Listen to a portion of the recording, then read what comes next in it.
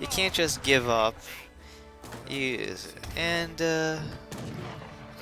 I'm building pikemen since even though his army consists mostly of muskets, I can't fight with crossbows against a musket hussar army since crossbows just don't do that well against cavalry.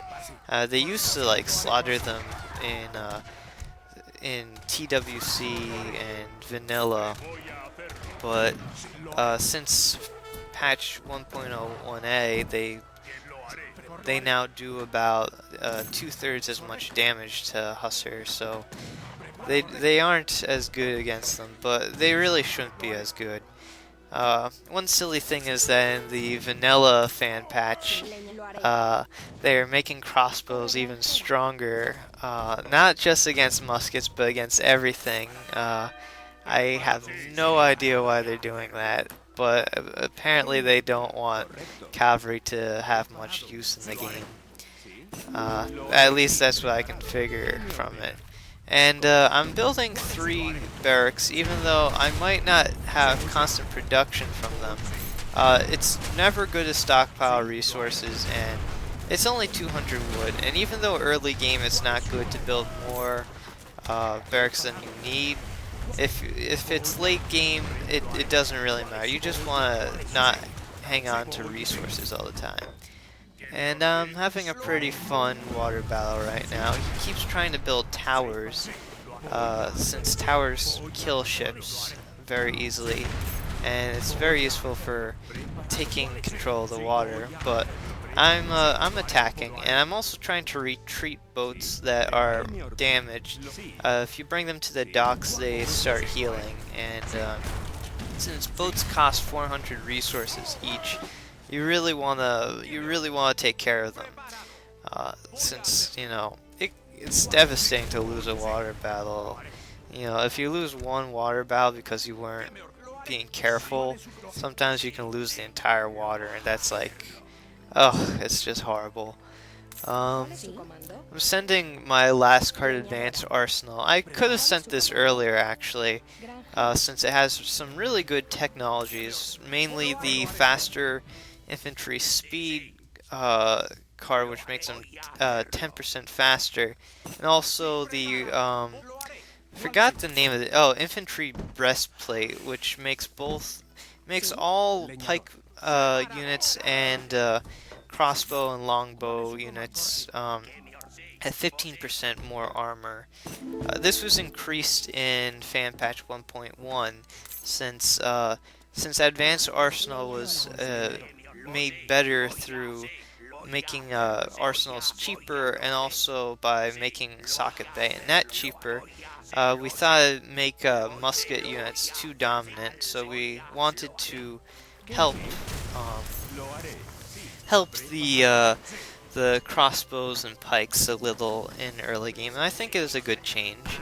And here I'm raiding him, and he only has 3 Hussar defending his units. I'm guessing this means that he's going to try to age up, since usually if you stop your production of a unit you've been massing, usually it means that you're trying to age up. And he's fighting me with villagers, and he's doing really well. It's pretty strange. I'm not sure what's going on here, but I guess he's investing maybe too many resources on his towers and water, and he's also investing resources on trade posts. So I finally get to age up, which I'm just like so happy about. I've been fighting in Colonial all this time. All I wanted to do was age up. I probably tried to age up too early, but I'm happy. And so I'm still building crossbows, even though I'm going to switch to skirmishers, just because I have a lot of spare wood, and it's not good to stockpile resources. And I'm continuing my boat spam. Somehow he hasn't taken me off water yet, even though he has all these towers. I guess it's because he hasn't upgraded his ships. Now he's attacking with a pretty small army, which is kind of strange. His army is bigger than mine, but normally if you're not gonna you're not sure you can win a battle and you're using shorter range units than your opponent, you shouldn't attack. Especially, you know, after our previous fights where I've been dominating his army.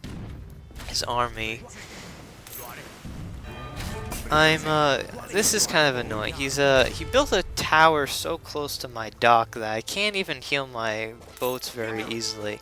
But he still hasn't built any caravels as far as I'm aware, which, he's making very poor use of his tower on the water. So I age up, and again he's trying to attack me because he realizes, you know, if I'm aging up, this is the time to attack. This is because I should have less military due to all the resources I spent on trying to age. And he's doing pretty well. I'm building some lancers since his army is primarily infantry units. If he has some hussar, I probably would just keep making a hussar. Because even though lancers are very good against infantry, you know, they lose to hussar so badly. It's I don't like them that much, and I'm trying to use them to attack the longbow. Because again, even though they do well against muskets and other heavy infantry, they don't counter them. While they do counter a longbow. So I'm making some skirmishers, and the game is looking good. I finally have some control. Ever since this attack about, what, 10 minutes ago, I've never actually had any more villagers than I did back then. But my score, at least, is very good. And I wasn't planning to end the game early, but he hasn't aged up yet. If he aged up earlier instead of attacking me constantly, he probably could have won the game with massing muskets and falconets. Because since he has control of all the gold mines, I wouldn't easily be able to counter a falconet spam, especially if he took water control. So I'm making rodoleros and skirmishers. One of the main reasons I didn't make rodoleros in Age 2 was because it's easier to amass pikemen and crossbows since they cost the same resources, and rodoleros and skirmishers since they cost the same relative amount of resources. I am shipping the 2 falconets, which is, you know, my favorite H2 shipment.